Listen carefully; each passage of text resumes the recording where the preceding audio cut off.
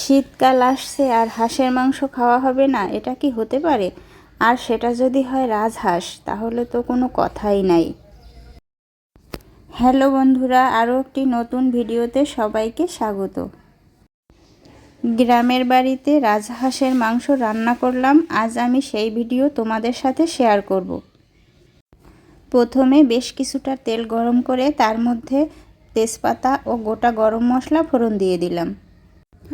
এখন এর মধ্যে পেঁয়াজ ও রসুন কুচি দিয়ে একটু ভেজে নেব। আমি তো এখানে রসুনটা কুচি করে দিয়েছি, আপনারা চাইলে বাটাও দিতে পারেন। এখন এর মধ্যে আদা বাটা, জিরা বাটা ও ধনে বাটা দিয়ে দিলাম। এখন কিছুটা সময় মশলাটা ভালো করে কষিয়ে নেব। মশলাটা কষিয়ে নিয়ে মাংসগুলো এর মধ্যে দিয়ে দিলাম। এখন এর মধ্যে হলুদ গুঁড়ো দিয়ে একটু নেড়েচেড়ে দিয়ে দিলাম মরিচের গুঁড়ো। মরিচের পরিমাণটা আমি এখানে একটু বেশিই দিয়েছি। হাঁসের মাংস তো একটু ঝাল ঝাল না হলে ঠিক ভালোই লাগে না। আপনারা আপনাদের ইচ্ছে মতো কম বেশি দিতে পারেন। আবারও একটু নেড়েচেড়ে নিলাম যাতে হলুদ ও মরিচ ভালোভাবে সব মাংসের গায়ে মিশে যায়। এখন এর মধ্যে লবণ দিয়ে দিলাম, আবারও একটু নেড়েচেড়ে ভালোভাবে লবণটাও মিশিয়ে নিলাম। এখন কিছুটা সময় ভালো করে মাংসটা কষিয়ে নিলাম। রাজহাঁসের মাংস তো, তাই একটু সময় নিয়ে কষিয়ে নিতে হবে। কষানোর সময় মাংসটা নেড়েচেড়ে রাখতে হবে, তা না হলে মাংসটা নিচ থেকে লেগে যেতে পারে।